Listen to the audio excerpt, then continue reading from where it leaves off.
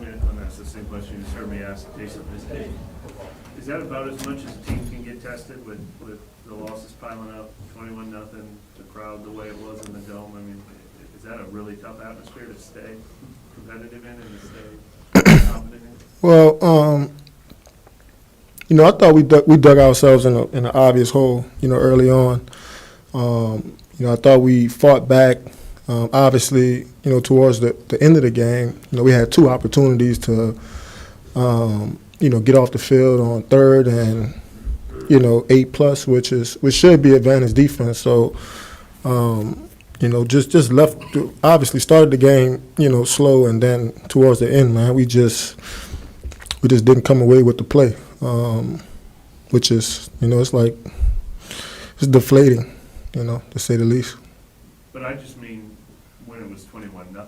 I mean, keeping spirits up. I mean, is that in real jeopardy and when a team's in a situation? No, I don't think so. I think with the kind of guys we got on the sideline, obviously coaches who, have been in this league a long time. I think a lot of us has, kind of seen it all. So I wouldn't say we were discouraged. You just got to find a way to band together and, pull together, which I thought we did, for a good part of it. And then, like I said, towards the end, just couldn't come away with the plays. Hey, Tyrann, having grown up in New Orleans and understanding how passionate this fan base is, what would be your message to them? Here's the football. Oh, man, obviously, it's disappointing. Obviously, I think we all need to play better. I think growing up in this city, it's no secret that we're all invested. You know what I mean? And so obviously they have a right to apply pressure, so to speak. But at the end of the day, man, we want family, we want community, and it's going to take all of us. How big of a tough matchup was LaPorta today for Tyrann? Well, he's going to be a good player. I told him after the game. Just crafty for a rookie, man. The kind of routes he run, his frame, his length. And then obviously, anytime you and the quarterback on the same page, they're going to come away with some plays. I thought he probably had two of the more clutch plays, in this game. So it was a few third downs in there where we had everybody covered. And then, he's put the ball on his body, now it's first down. So we just got to do a better job in the back end of just challenging guys, understanding their route tree, what to expect. But, nevertheless, man, he's going to be a good player for a long time. To see the crowd jump on Derek the way they did with the boos, does it reach a point where you kind of have to ask them to stop because of what's that right? Or how do you guys? I mean, obviously, at a certain point in the game, right, like we're rallying, like we're getting back in it. We can hear our fans again. And like I alluded to, man, a couple minutes ago, when I think of Saints football, obviously you think of Drew Brees, right? All the great players that have wore these colors. But when I think of Saints, man, I always think of community. Like it has very little to do with the football team, in my sense. Obviously we have to play better, right? We got to give them something to cheer for. We got to give them something to be proud of. And so I think that responsibility, falls on us, as players. Does that make it more emotional, you being from here, you knowing how much it is community, and yet for one reason or another, you can't kind of get over the hump in a lot of these games? It's been tough, man. This season hasn't gone nearly the way, we wanted it to go. Obviously, there's a sense of urgency, man. After a while, you run out of opportunities, right? And so, you just got to find a way to, stick together. I think we got a lot of good players. We got a lot of good coaches. I keep saying this, but we got to find a way to always believe. And I think today was probably, a good example of that is, we down early. 21-0. Obviously, the crowd is not into it, and yet we still believe in each other and put ourselves in a position to possibly, win the game. So I'm proud of that. I'm encouraged by that.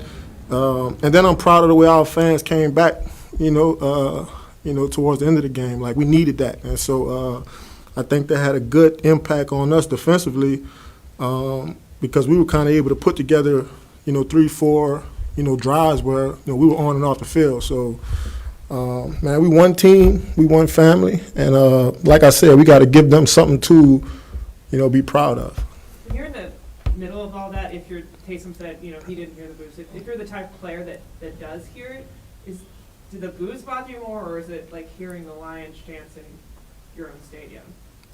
I'd probably say the Lions chants. Like I said, man, like, we're all invested in this game, from media to players, family, coaches, our associates, right?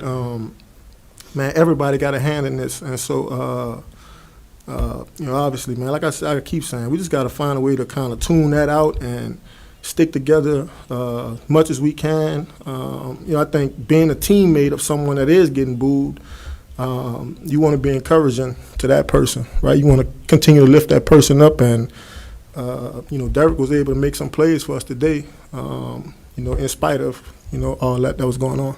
Tyrann, what is the mental middle ground? We still have 5 games left, but we are running out of time, and the hurdles keep seeming to get larger and larger.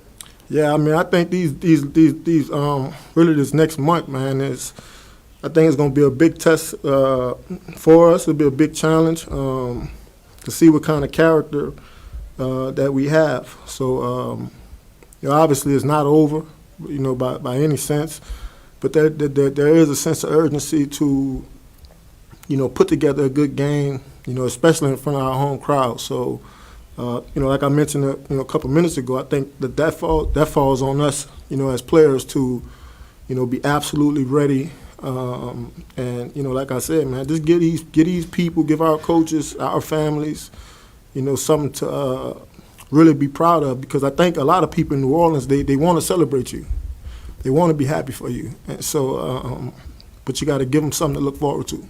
Just real quick, since we didn't ask, what did go wrong in the first quarter, you think, defensively? The defense is easy. It's always about tackling. Obviously, leverage, fundamentals. I thought early on, man, like, we were just, I don't know what it was, I don't know what word to use, but, we weren't ready. And so, obviously poor tackling, miscommunication, all the things that haunt defenses. I think that kind of showed up, in the first couple drives. And, I think after that, we kind of settled down. We realized that, like, we could play with these dudes. Like, they're not doing anything that, we haven't prepared for. Yeah. Why do you think one that's more. been the case 3 or 4 times now? That's so uncharacteristic of the defense to have that happen. I don't know, man. I can't necessarily put a finger on it. The only thing I can say is, like what's the common, the denominators is like, anytime we start slow this year defensively, it's always kind of came down to tackling, miscommunication, and it's giving those guys, opportunities to make it a two-score game, 3-score game. And so, I mean, we've had opportunities to get off the field all season long, especially early on in the game. We just haven't been able to get it done. Obviously, practice is important. I think you continue to, practice hard, and you continue to try to, sharpen the things that you need to sharpen. But I don't have an answer. I just, probably just say it's, what it's always is, when you play bad defense is, tackling and miscommunication. Appreciate it. Thank you.